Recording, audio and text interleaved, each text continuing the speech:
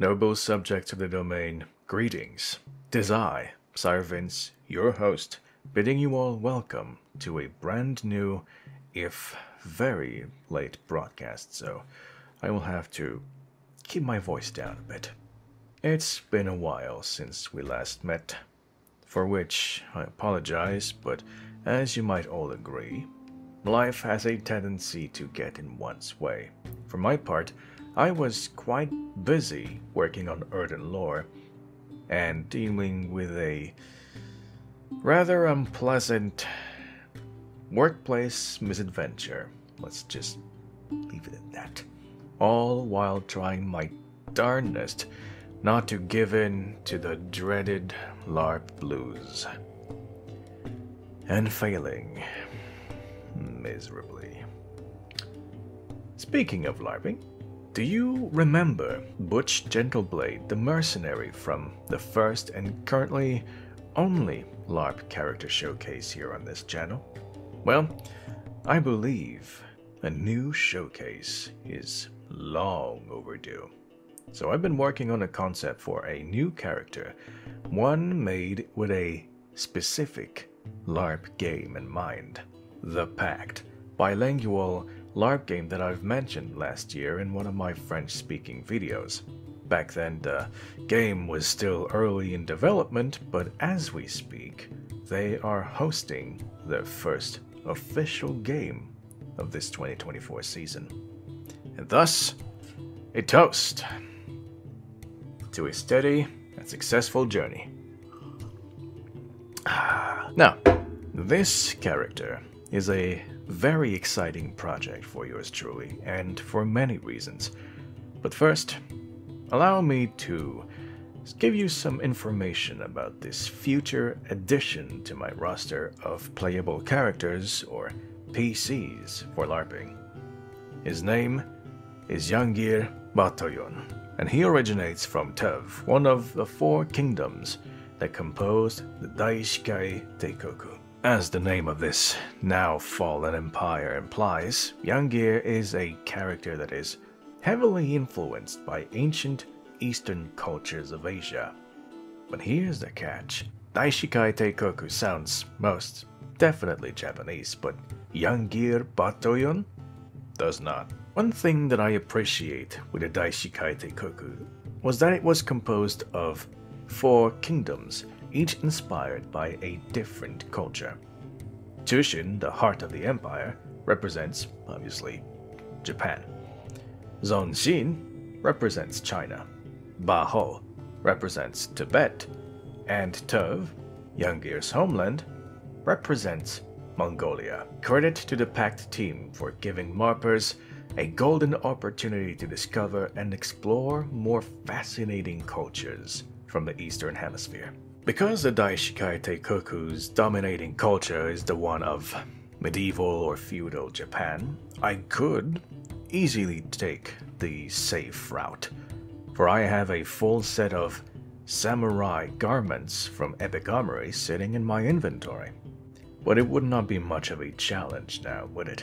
I have set my eyes on the Nomad's leather armor from Les Artisans d'Azur as well. Beautiful set that I had the privilege to wear during a previous edition of the Montreal's Renaissance Fair. But if I am to take a dive into the culture of the Mongols, I am not going to stick to the shallow end. When the Sire dives, he dives deep. And I know exactly where to look. Mongolianz is a business based in Mongolia's capital city of Ulaanbaatar. Their online store offers a plethora of products going from traditional garments to modern clothing, musical instruments, even archery kits, and so much more, all made in Mongolia by local artisans and small to medium enterprises.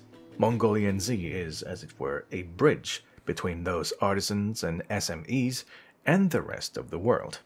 And no, I am not sponsored by Mongolianz.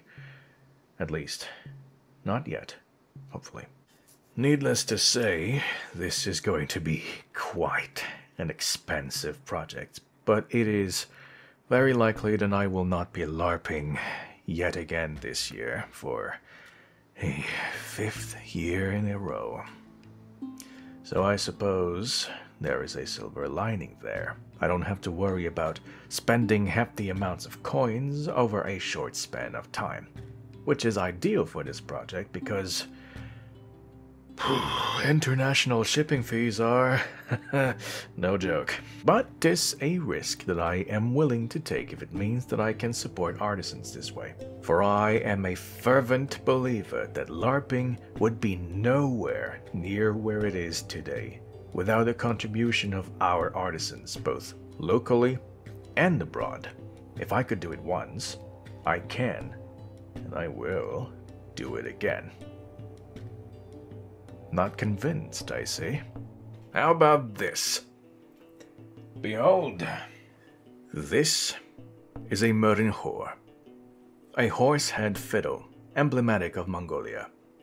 Now, to some folks, this fiddle might be just an exotic musical instrument, but not to the Mongolians. The Mongolian has been recognized by UNESCO as, and I quote, a masterpiece of the oral and intangible heritage of humanity.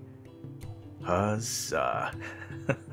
And no, should you be asking yourselves that question, I did not acquire this fiddle just to be used as a mere LARPing accessory. Seriously, something with this much cultural significance? Sounds like a curse just waiting to happen. No, but now you can see the lengths I would go to in order to honor a culture, and thus bring authenticity to this character I intend to breathe life into. For you see, in my eyes, Yangir Batoyon is no mere LARP character with a costly costume. It is an homage to one of many cultures that are subjects of fascination for me. One that not only deserves to be showcased more, but also to be showcased well.